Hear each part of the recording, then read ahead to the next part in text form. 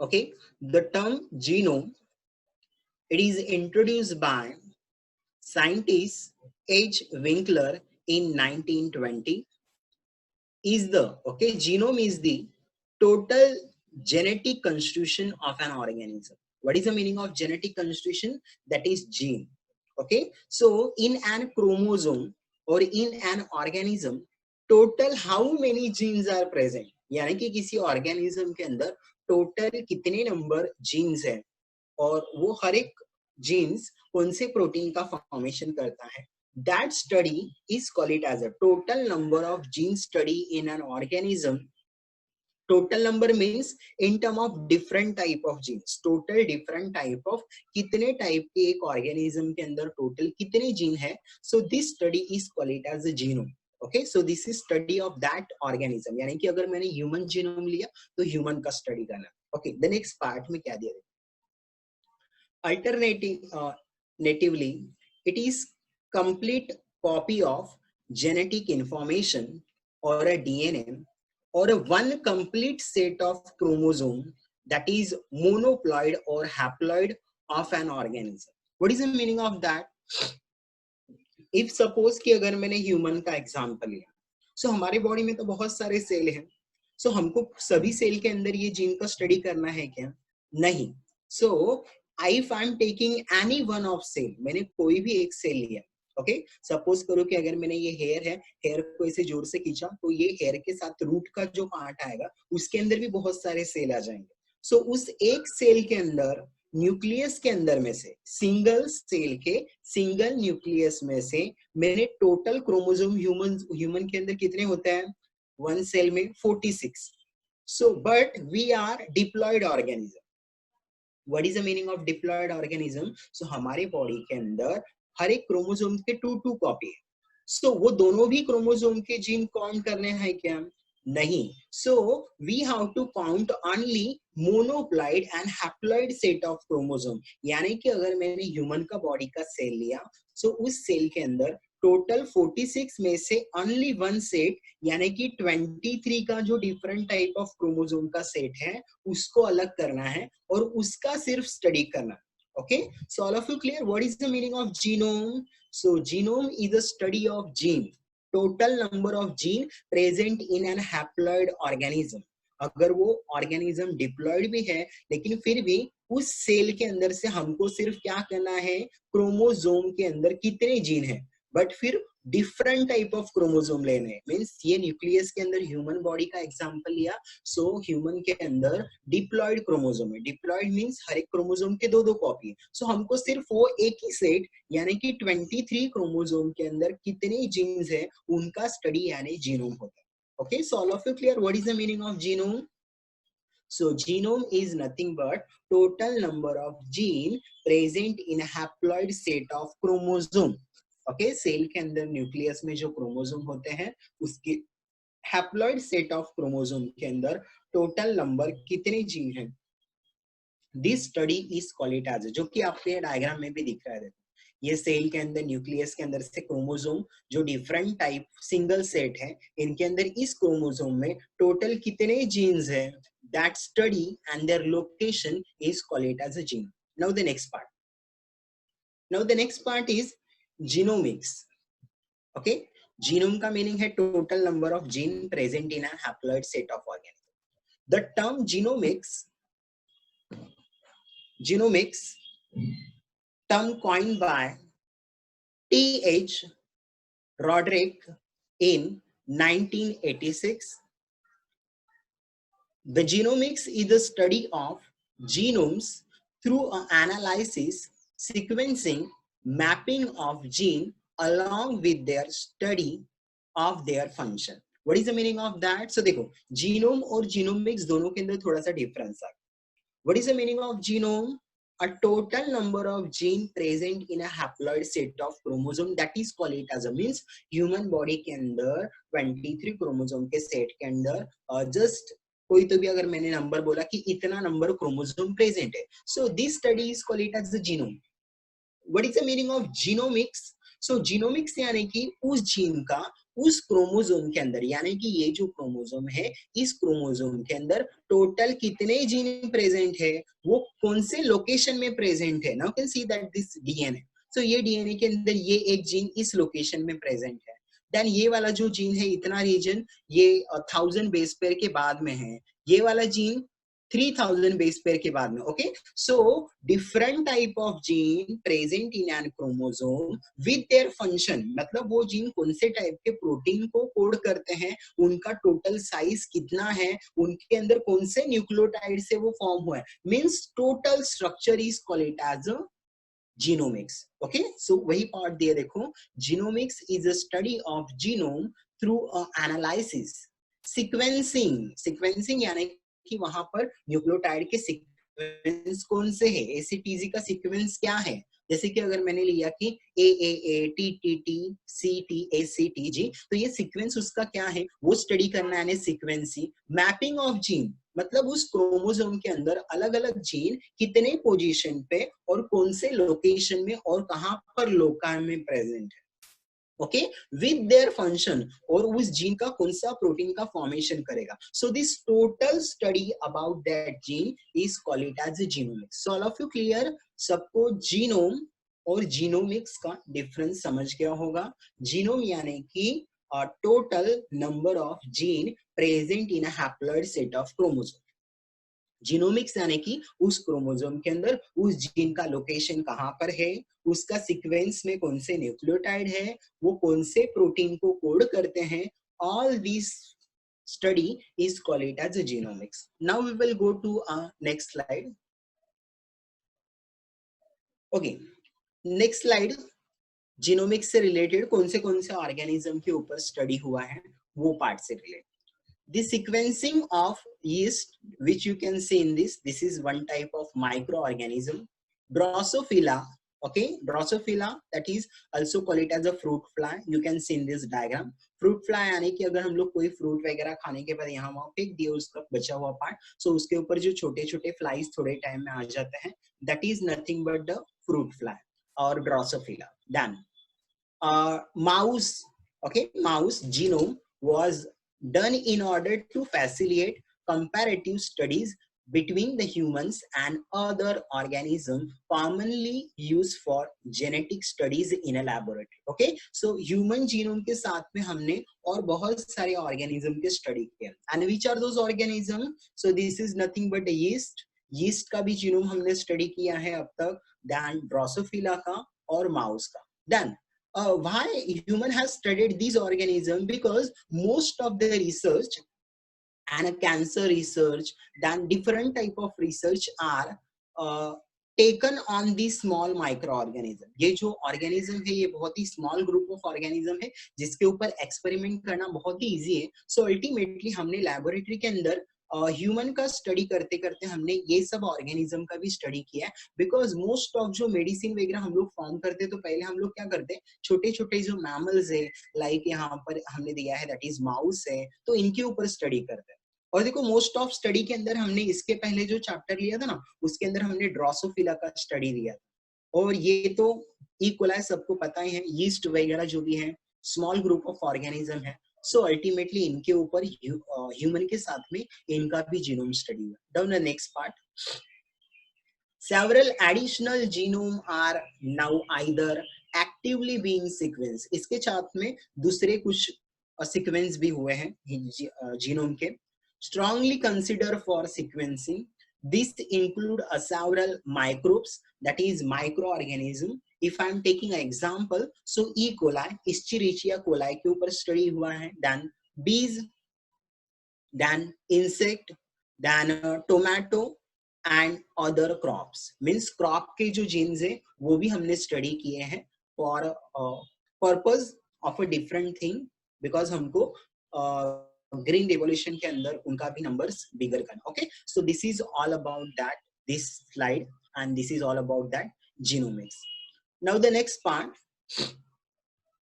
Genomic study may be classified into a two type. Okay, whatever genomics have been studied in a human or a different type of organism, so this study included a two type. That is the first one, A, structural genomics and the second one functional genomics. Okay, genomics के study के two part है. First one में structural and second one में functional. What is the meaning of structural genomics? Structural genomics include mapping, sequencing and analysis of genome. What is the meaning of that? Suppose you take this diagram as an example. ये pictures का example. Suppose देखो ये human है. This is multicellular animal और ये इसके multicellular में ये बहुत सारे cell हैं. If I am taking a one cell, ये अगर मैंने one cell लिया, so in that one cell there is a nucleus और ये nucleus के अंदर chromosome है. Now on this chromosome there are so many genes are present. So what is the meaning of structural genomics? Structural genomics के अंदर जब हमने ये क्रोमोसोम का मैपिंग किया तो इस क्रोमोसोम के अंदर कौन से जीन प्रेजेंट है और वो कौन से लोकेशन में प्रेजेंट है. Means that mapping consist of कि अलग अलग जीन कौन से लोकेशन पे प्रेजेंट है. सीक्वेंसिंग यानी कि वो कौन से न्यूक्लियोटाइड से फॉर्म हुए. मींस एसीटीजी का सीक्वेंस क्या है. So this study is called it as a means structural study. Okay, that is ऊपर से हमने क्या किया, वो जीन का स्टडी किया. देन वो जीन्स स्ट्रक्चर में उस क्रोमोसोम में कौन से लोकेशन में प्रेजेंट है और वो जीन के अंदर कौन से न्यूक्लियोटाइड के सीक्वेंस आते हैं. This study is called it as a structural genomics. Now the next part is functional genomics. What is the meaning of functional genomics? It deals with study of functional of all gene sequence and their expression in organism. Means अगर मैंने find out किया कि ये chromosome है, इस chromosome में ये एक जीन है और ये जीन इस लोकेशन पे, ये तो हो गया इसका structural genomics. Now functional genomics में क्या होगा, ये जीन्स का फंक्शन क्या है. What is the role of this gene. So ultimately ये जीन ट्रांसक्रिप्शन और ट्रांसलेशन होने के बाद कौन से टाइप के प्रोटीन का फॉर्मेशन करा. So the protein formation and coding region of that gene means this gene is forming which type of protein. This study is called it as the functional genomics. All of you clear? Structural genomics के अंदर हमको सिर्फ और सिर्फ क्या study करना है. So in structural genomics we are studying about the structure of chromosome. In that structure of chromosome where this gene is located, then what is the nucleotide sequence of that gene. That functional genomics में वो gene कौन से protein को code करा है ये हमको study करना. Okay, so this is all about this slide. Now we will go to proceed with the further. The next part is application of genomics. Okay, अभी अगर हमने ये जो पूरा स्टडी किया, so what is the use of this genomics? Okay, so the application part, that structural and functional genomics is used for different purpose in improvement of crop plants, human health and livestock. What is the meaning of that? So देखो, this structural and functional genomics, it is used for improvement of a crop plant. What is the meaning of that? तो इसके आगे हम लोग एक example देखने वाले हैं. क्रॉप प्लांट्स में इसका यूज कैसे होगा. So we have studied that is biotechnologically हमने BT cotton, that is bacillus thuringiensis cotton का फॉर्मेशन किया. What is the meaning of that? So normally जब कॉटन का प्लांट ग्रो होता है तो उसको कुछ लार्वे होते हैं, कैटरपिलर होते हैं, वो उनके लीफ को ईट कर लेते हैं, तो अल्टीमेटली वो प्लांट का फॉर्मेशन नहीं होता है. सो हमने क्या किया, हमने सॉइल में से एक बैक्टीरिया है दैट इज बैसिलस thuringiensis, उस बैक्टीरिया के अंदर से एक जीन आइसोलेट किया और उस जीन को हमने कट करके इस प्लांट में ट्रांसफर कर दिया. सो अल्टीमेटली ये जब प्लांट ग्रो होगा तो उसके लीफ के अंदर ये वो प्रोटीन फॉर्म करेगा और ये जब कैटरपिलर उसको ईट करते हैं तो ये प्रोटीन उनके बॉडी के अंदर जाने के बाद वो उनका डेथ हो जाता है. So that is called it as a improvement for a crop plant. But इसके लिए हमको उस ऑर्गेनिज्म का जीनोम स्टडी करना पड़ेगा, इस प्लांट का जीनोम स्टडी करना पड़ेगा. So this is use in a crop plant. Then human health. Human health में क्या यूज होगा. Just I given one example, मैंने जस्ट आपको एक एग्जांपल दिया था, like insulin production. If I am taking a example of insulin production, what is the meaning of insulin production. जिस person, अभी देखो आज के डेट में हम लोग को इंसुलिन का इंजेक्शन बाहर से लेना पड़ता है जिनको डायबिटीज हुआ, तो ऐसे पर्सन को वो इंसुलिन का प्रोडक्शन कहाँ पे देते हैं. बिकॉज हम लोग जैसे ब्लड डोनेट करते हैं वैसे इंसुलिन का डोनेशन तो नहीं कर सकते. सो अल्टीमेटली वो इंसुलिन आता कहाँ से, तो हमने क्या किया, ह्यूमन बॉडी में से इंसुलिन के जीन को आइसोलेट किया और उसको बैक्टीरिया में ट्रांसफर किया और फिर वो बैक्टीरिया हमारे लिए इंसुलिन का प्रोडक्शन कर। So this is call it as a use of that application of genomics in human health. अगर मैंने ह्यूमन का जीनोम या तो उस बैक्टीरिया का जीनोम स्टडी ही नहीं किया होता, सो अल्टीमेटली ये इंसुलिन का प्रोडक्शन आज पॉसिबल नहीं होता। That and the live stock production मतलब जो ब्रीडिंग वगैरह हम लोग करते हैं आज के डेट में, डिफरेंट टाइप ऑफ एनिमल के क्रॉसिंग करते हैं या तो जीन को ट्रांसफर करके कुछ नए एनिमल्स के फॉर्मेशन करते हैं। ओके, सो इसके लिए यूज होगा। Now the next part, the knowledge and understanding acquired from genomics research can be applied in a number of different sectors. These include a medicine. Okay, medicine में कैसे use होगा? Likewise वैसे मैंने insulin का वो use दिया तो वो हो गया एक example. Then different type of protein whichever we are taking from outside, जैसे कि अगर मैंने एग्जाम्पल लिया कि दोज द पर्सन जो जिम वगैरह ज्वाइन करता है तो वो लोग हैवी वेट वगैरह करते हैं तो वो लोग उनका बॉडी के इम्प्रूवमेंट के लिए बाहर से प्रोटीन वगैरह जो भी है सप्लीमेंट ऐड करते हैं। बट ये प्रोटीन हमारे बॉडी को यूज हो रहा है, ये कैसे पता चलेगा? सो अल्टीमेटली हमने स्टडी किया है। ओके, या तो मेडिसिन वगैरह बाहर से वो लोग लेते हैं। सो this is the use in a medicine. Then biotechnology, what is the meaning of biotechnology? So bio means biology, technology means हमने क्या किया है? So different type of machine and engineering technique का use हमने biology के अंदर start कर दिया है for the use in a genomics के study के लिए। So that is biotechnology and social science में इसका use होगा। Then the next part, it helps in treatment of genetic disorder through a gene therapy.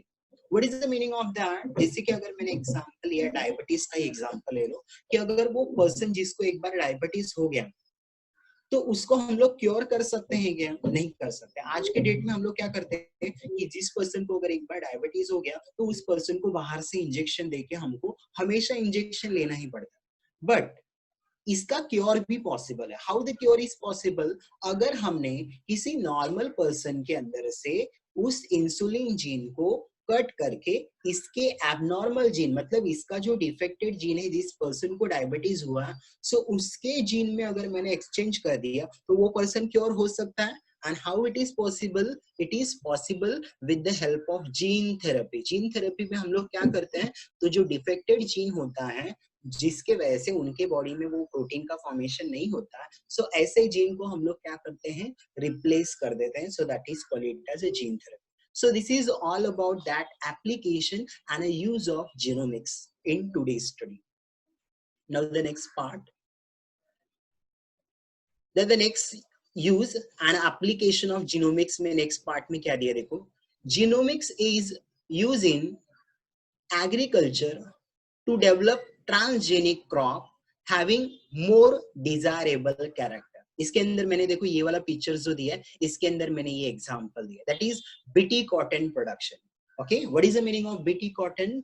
The full form is bacillus thuringiensis cotton. Now you can see that ये पहले जो plant था जब ये cotton का प्लांट फॉर्म हो रहा था सो एट दैट टाइम ये कैटरपिलर इस प्लांट को पूरा का पूरा ईट कर ले रहा था।